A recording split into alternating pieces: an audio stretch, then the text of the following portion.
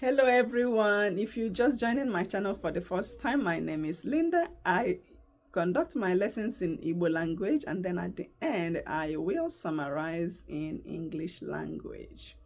Today's topic is going to be about sleep hygiene. Okay, so please do not hang up, just hang in there, because I usually also have a Bible verse at the end, and I try to always pick a song. I really try to pick old Igbo song, sometimes the new ones too. Okay, so please do not hang up. Okay, do not stop watching, just stay put until you hear today's song. All right. Okay, so I'll go ahead and start right now in Igbo language. Okay, so ihe m ga-agbatụkwa n'ụkwụ kwutu taa bụ ihe gbasara ụra. Okay, ịma na ụra a na-ehi ihi ụra, ụfọdụ asị ifi ụra. Okay, so ọ na-adị enyekwara ndụ aka. In short, ihi ụra, number one, ihi ụra, he matter okay, now, like hour, or maybe 7 hours, 8 hours. Okay, ọ dị mma. Then the quality ọ bụ sọsọ n'ihi na ụra ruo awa dị otu a, but the quality ihi na ezigbo ụra mgbe ị na-ehi ya, because ihe a na-akpọkwa n'ụra nke ọla, ụfọdụ akpọ ya ụla, but Central Igbo ka m na-try use here. So ụra ka m ga-akpọ ya here. Ọ na-apakwa n'uru n'ahụ anyị niile, ọ na-apụ uru. In short, ahụ mmadụ niile, sistem niile nọ n'ahụ, ụra na-enyere ya aka. Ụra na-enye aka hụ na ọ bụ na onwe ihe nọ n'ahụ anyị, ihe na-eme n'ahụ anyị, o nwere ike inye aka ga recover ndụ alaghachitere onye ahụ. Ọ na-enye aka ịgwọ ihe ụfọdụ, so ọ bara nnọọ nnukwute uru ma ebe gbasara obi mmadụ, ma ihe gbasara isi mmadụ, ma iche echiche dịka ihe ahụ, ihe ụbụrụ anyị, ọ na-enyecha aka n'ụbụrụ. Okay, so ọ na-enye aka ma n'ụbụrụ ma n'obi, mana ihe a na-akpọkwa immune system, ime ka mmadụ gbasie ike, so that ụfọdụ ọrịa bịa onye ahụ achụpụ ya. Then ma ihe a na-akpọkwa endocrine, like endocrine system, and reproductive system. So ihe na-akpata, ihe na-enyekwa aka n'ahụ mmadụ ma ịmụ nwa, so ọ na-enyechara sistem niile ahụ aka. nke ha niile ihi ụra na-abara ha uru. So mgbe ụfọdụ ma mmadụ ehi makwa n'ụra ọfụma, enwere ike ihe a na-akpọ ọrịa shuga, o nwere ike ime ya obido ụnyaahụ.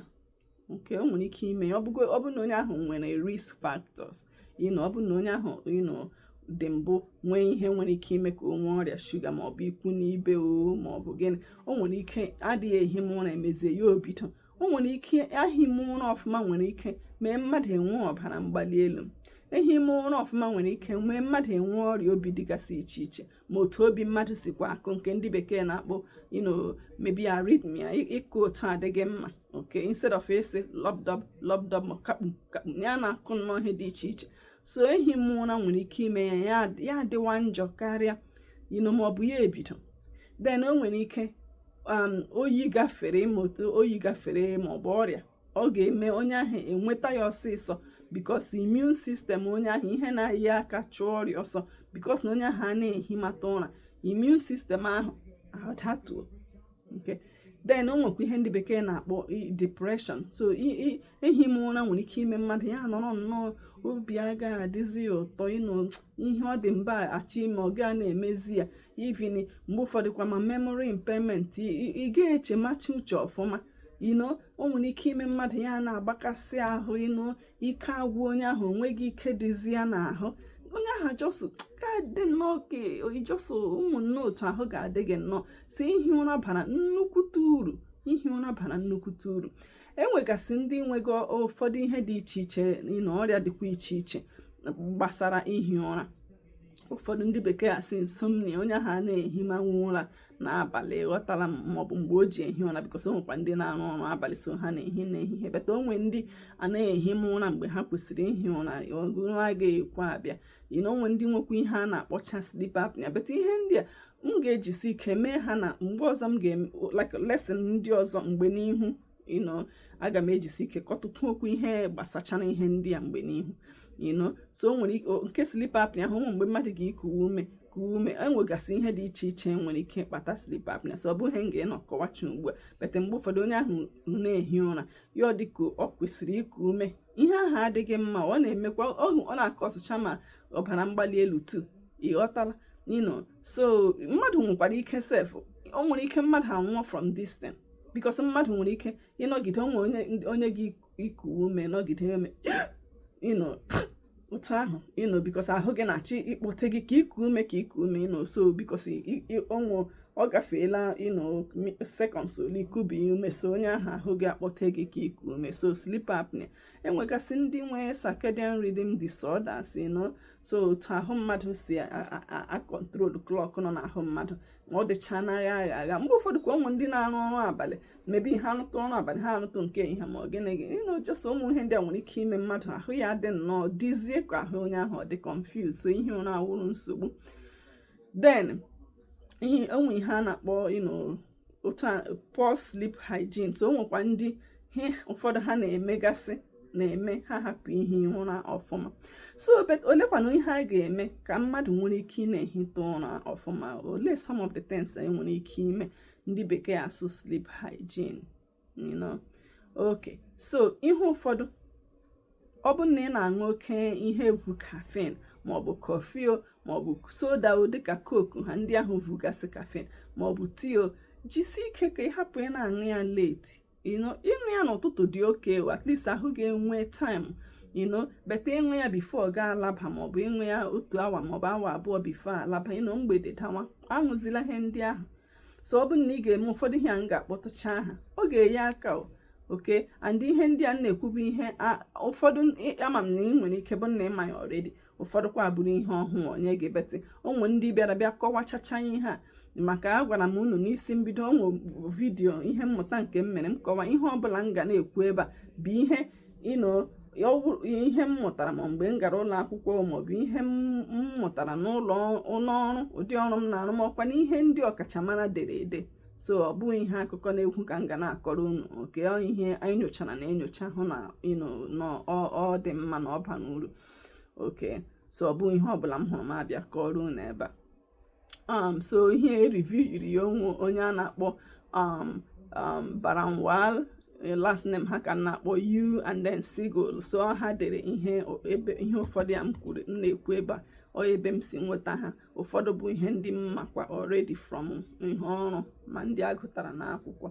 So ibelata ọ bụ na ị na-aṅụ mmanya ọkụ oke, o nwegasị otu mmanya ọkụ ahụ si arụ ọrụ, even though mmadụ nwere ike chee na ọ ga-eme ya ehi m ụra, beti ọ bụgodị na ihi na ụra mmanya ọkụ ga-eme ihe ụra ga-aga anọte aka oke. O nwe otu o si eme n'ahụ mmadụ ya eme ihe ụra ọ ga-anọte aka ihitu ị ga-eteta. Alright, then ihi ụra ị ga-ama ahụ gị mara awa ole ọ bụ ihi ụra iteta ahụ adịghị mma. So then o nwere ndị na-ehi ha hitu ha nwere ike ha ga-ehiru oke ahụ edere n'akwụkwọ si ka ehiru beti a sị ka a na-ehiru ebe awa 7 ruo awa 9. Ọtụtụ ndị mmadụ a na-ehiru awa 9, especially ndị topụtarala etopụta because mmadụ ga-eteta n'ogo ọrụ and all those things. But like I said, then labanụ n'oge, ịghọtara, jisi ike laba n'oge unless ihe ime ka ọbara nnukwute uru. Ọ bụkwa nọ na ịnọ na-ele TV maọbụ na-apị n'ekwentị ekwesị ya, ịghọtara, jisi ike ka ihita awa 7 ruo awa 9 nke. So ihe erugo awa 7 ọ na-adịcha mma n'ahụ, ndị ihe ifekwa oke ihe ruo awa 9 gafee ọ nakwa adị mma n'ahụ oke. So between awa 7 na 9 maọbụ 9 dị mma oke.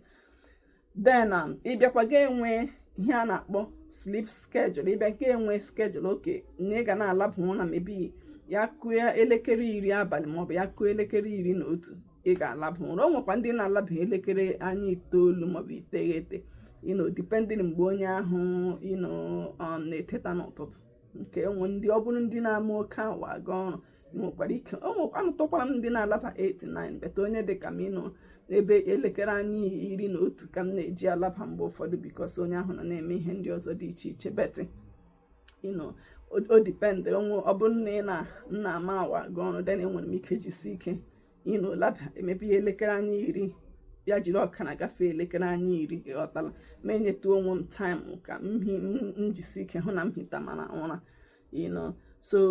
so biko ọ bara uru nnọọ and ise tie taịm ọhụ ga-ejisi ike kipụ oyi ọ bụrụ na ị na-alaba elekere anya 10 n'abalị maọbụ elekere anya 11 n'abalị jisi ike mee ka ọ na-adị consistent so ụbọchị niile ga-alaba ụdị mgbe ahụ then ọ bụrụ na ị na-eteta elekere anya 6 n'ụtụtụ maọbụ elekere anya 5 maọbụ 6 maọbụ 7 then jisikwa ike na-eteta mgbe ahụ and ịbịa menwe ya ụmụ mgbe oge ga na-eruzi otu a na-eji alarm clock ozi oge ahụ ruo oge ajọsibilite oke so orukwa mgbe ahụ iji alaba ga alaba ọ bụgodịrị ụbọchị ị gaghị ọrụ maọbụ ọ bụrụ ndị na-anọ ọf na weekend ọ bụgodị na ịnọ ọf jisikwa ike laba mgbe ahụ n'ụtụtụ kwa ga-etetakwa mgbe ahụ iji eteta so ga-enwe definite here schedule. Then ọ bụrụ ndị na-eme ihe a na-akpọ nap ma ọ bụrụ ndị oyibo ehi ụra ehihie dị mma ọ na-adị mma n'ahụ beta onye dịka m nwa am just mgbe ụfọdụ ihe na-akọ with experience abụchaghị m onye na-alaiki ihi ụra ehihie beta ọ bara nnukwute uru echetara mgbe nna m nọ ndụ mgbe ọ rịtayechara ọ na-alaiki ihe ịga ya sị ya na ga eteki siesta ọ na-alaiki ihe ite ụra beta onwe ndị na-emenwu ya ọ bụrụ na ị ga-emenwu ka m so ya na bekee 20 minutes to 30 minutes okay so ọ bụrụ na ị ga-ehinwu tekinwu na-apụ ahụ ọ bụrụ na ị ga-ehinwu ya ụra ehihie ahụ ka mkpọ ya ụra ehihie 20 to 30 minutes ọ dị oke bụka ọ bụkwa na ị ga-aga di na nne ehihie hie ụra for 2 hours 3 hours ị ga-echebara ya echiche ọ dịghị mma bikos ihe iruo ya otu ahụ o ruzie n'abalị most people ị ga-ehi m ụra ga-ekwe abịazi so ọ bụrụ na ị chọrọ ihi m ụra ọfụma n'abalị jisi ike hapụ ị na-ehi ụra n'ehihie ahụ even though na ọ dị mma n'ahụ ọ bụrụ na ị ga-emenwu ya like I said 20 to 30 minutes ọ dị oke then ihe gbasara ọkụ ị ga-ịlaba bido gbanyụsị ọkụ dị ebe niile ọ na-agwa brain gị ka ọ hafụ ihe aha ụmụ ihe a na-akpọ melatonin na-eyi aka ka mmadụ hie ụra then ọ ga-eme ọ bụrụ ọkụ dị ebe niile brain ọ ga-secrete so secretion ya decrease agbadata decrease so kwesị ị ga-ahapụ ekwentị ị ga-ahapụ akwụkwọ ụfọdụ a na-agụ nke eji ihe ọma kọmputa agụ oke so ihe ndị ahụ mee ka rum gị dị nnọọ ọ bụrụ onye nwere ihe na-ajụtụ oyi ka rum gị dị cool jụọ oyi gbanyụsị ọkụ ebe niile abịa dị nnọọ nwayọọ ọ ga-enye aka ka ọ na-atụọ gị then erila nri before ga alaba okay so nyetụ onwe gị time like 2 hours before ga alaba erila nri iri nri just before ga alaba number 1 ọ ga-emekwa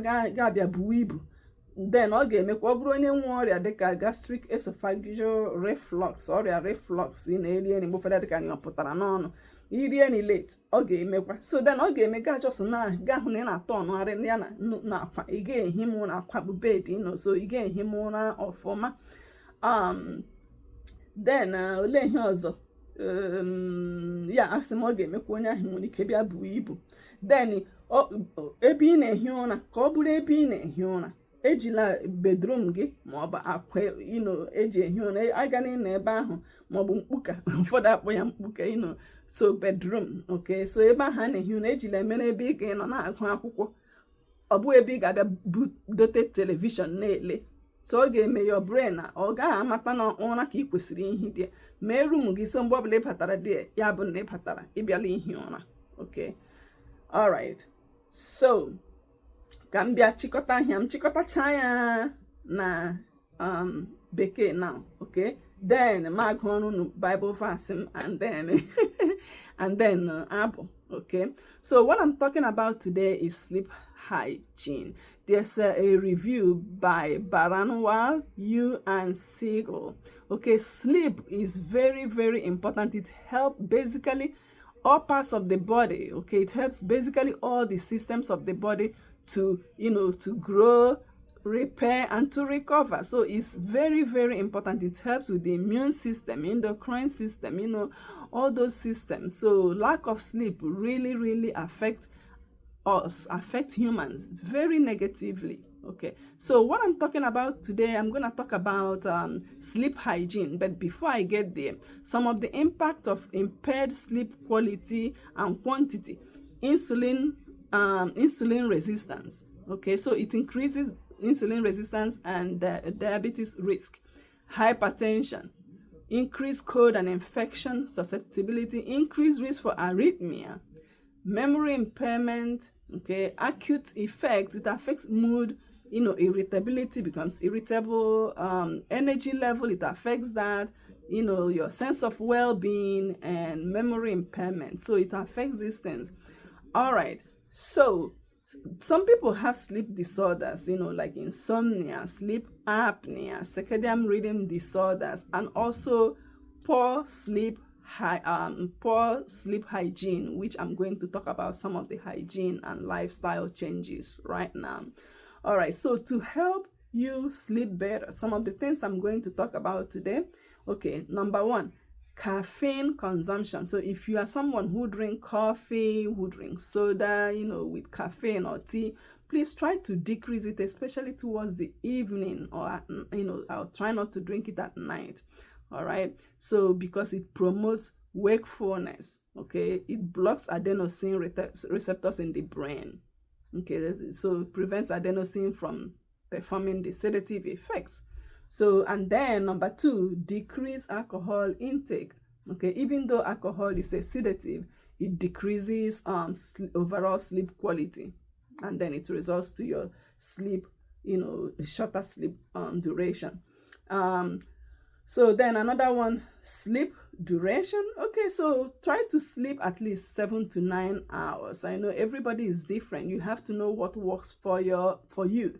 So like me personally, I know what works for me, and so I try to get enough sleep as much as I can, so that I can function better, and I don't drink like, energy drinks, or lots of caffeine, like soda or coffee. Once in a while I drink my tea, usually my green tea, which doesn't have a lot of caffeine in it.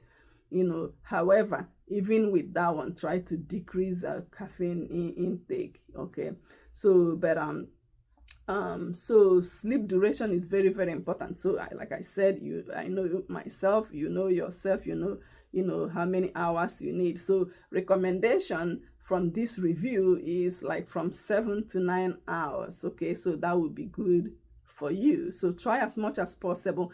If you once in a while, if you have to do something that will keep you not to, that's okay, but it shouldn't be everyday thing. If you're there watching TV, or on Facebook and all those those places, try to make your sleep a priority to prevent some of these negative effects. Another one is sleep schedule. You have to have a sleep schedule, okay, including your weekend. So try to go to sleep at the same time and try to wake up at the same time. You will see eventually you actually will not need an alarm clock. You just wake up. Okay, so your body will know to just wake up, and you feel good, you feel better. Napping, although napping is good, but if you are someone who can take a nap like 20 to 30 minutes, is good. I mean, younger people can nap, it's always good for them, but for adults, if you can nap for 20 to 30 minutes, that's fine. But if you're going to sleep like 2, 3, 4 hours and call it a nap, that's not beneficial for you, because it may prevent you from falling asleep or getting quality sleep, at night or at your bedtime, because some people work at night, so they sleep during the day. All right, so please pay attention to that, even though, like I said, nap is a good thing. But if you are someone who will nap for hours, then it's not beneficial for you, because it's going to affect your bedtime sleep. Light exposure, try to turn off lights, try to make your room cozy, turn off lights, have these curtains that, will help you. There are some curtains that will block out lights. Just do whatever you can do, because light sends an alert signal to the brain. Okay, so through diminished secretion of melatonin that helps people to sleep. So, phones, your ebooks, avoid screens, okay? Make your room like kind of cozy and dark, so that helps. Eating before sleep, okay? So avoiding food 2 hours prior to bedtime, that helps. All right. So try not to eat late. First of all, if you eat late, you're gonna gain weight. It's gonna lead to shorter sleep, duration. It's going to maybe make, if you have gastric esophageal reflux disease, it's gonna make it worse. All right. And then use your bedroom for sleeping. Don't use it for work. Don't use it, that's not where you should be doing your work. You have to have a workstation, so then when you come to your room, it's for sleeping. Don't study, in your bedroom. Don't put television at all in your room. So because if you do all these things, your brain is not gonna know to shut down. So just make your room a place to sleep. Now, okay, I'm going to stop right now, but I still have that Bible verse. So my Bible verse for today, I tried to get a Bible verse, that kind of corresponds to what I'm teaching, okay? So I'm just gonna read it as is. And it says Psalm 127 verse 2. So that verse is talking about, it says it is vain for you to rise up early, to sit up late, to eat the bread of sorrows, for so he gives his beloved sleep. So that's what it says there. My song for today, it says in Igbo, I'm gonna sing it in Igbo, but in English it means when you are doing the work of God, if you are doing what God has called you to do, don't look at people. Don't look at what people will say, what people are saying, what people will think. Okay, just do what God has called you to do, because him, the Almighty, he doesn't look at people or what they are thinking. He will do what he wants to do. Okay, so the song in Igbo language, it says, Mgbe na-alụ ọlụ Chineke, elela mmadụ anya n'ihu, n'ihi na onye kere ụwa ọ dịghị ele anya n'iru.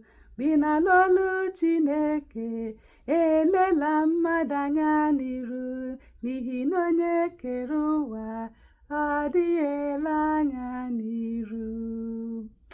All right, so I'll stop right here. So make sure you come back to the channel and I'll try to find another song for next week, okay? So yeah, so make sure that you like, if you like what I'm talking about, make sure that you like, that you share, and that you subscribe, okay?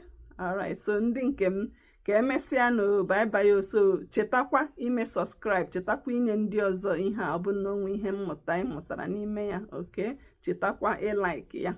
All right, so chetakwa ịlaghachitakwa back na ebe a bịa gee. Aga m achọta ihe dị mma m ga-akụzi. Aga m achọtakwa Bible verse, chọtakwa abụ dị ụtọ. Okay, ngwanụ ka emesianụ, ka emesịa.